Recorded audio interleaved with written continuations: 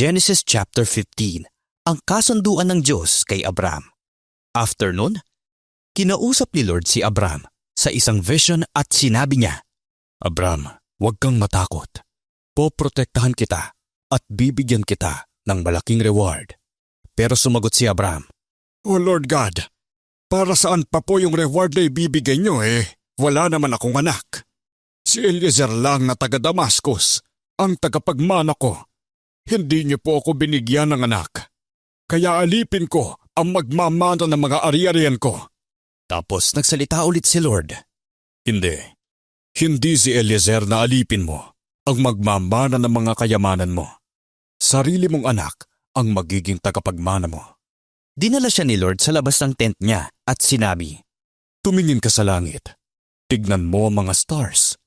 Kaya mo bang bilangin yan? Ganyan kadami ang magiging mga anak mo.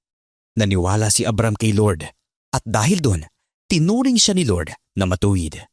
Tapos sinabi ni Lord, Ako si Lord, na kumuha sa iyo sa Ur, na bayan ng mga Chaldeans, para ibigay sa iyo ang lupain ito. Sumagot si Abram, Pero Lord God, paano ko po malalaman na magiging akin nga ito? Sumagot siya, Dalhan mo ako ng tigi-isang baka, babaeng kambing, at lalaking tupa, na lahat 3 years old. Magdala ka din ng isang kalapati at isang pigeon. Dinala nga ni Abram ang lahat ng yun sa Diyos.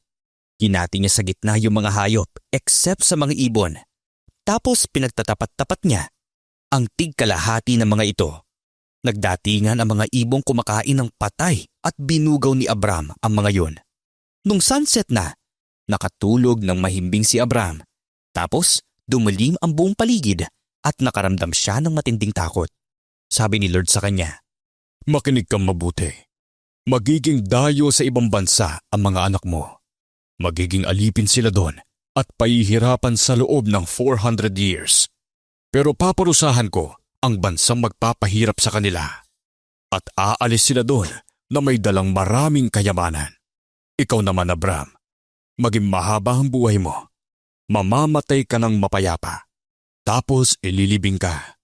Dadaan ng 4 na generation bago makabalik dito ang lahi mo. Hindi ko muna paparusahan ng mga Amorites na nakatira dito. Hanggang maging sobrang sama na nila.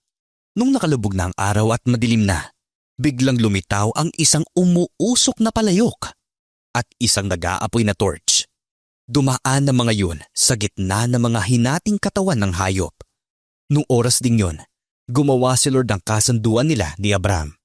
Sabi niya, Pinapromise ko sa iyo, ibibigay ko sa magiging lahi mo ang lahat ng lupain mula sa border ng Egypt hanggang sa Euphrates River. Pati ang lupain ng mga Kenites, Kenizzites, Kadmonites, Hittites, Perizzites, Rephites, Amorites, Canaanites, Girgashites at Jebusites.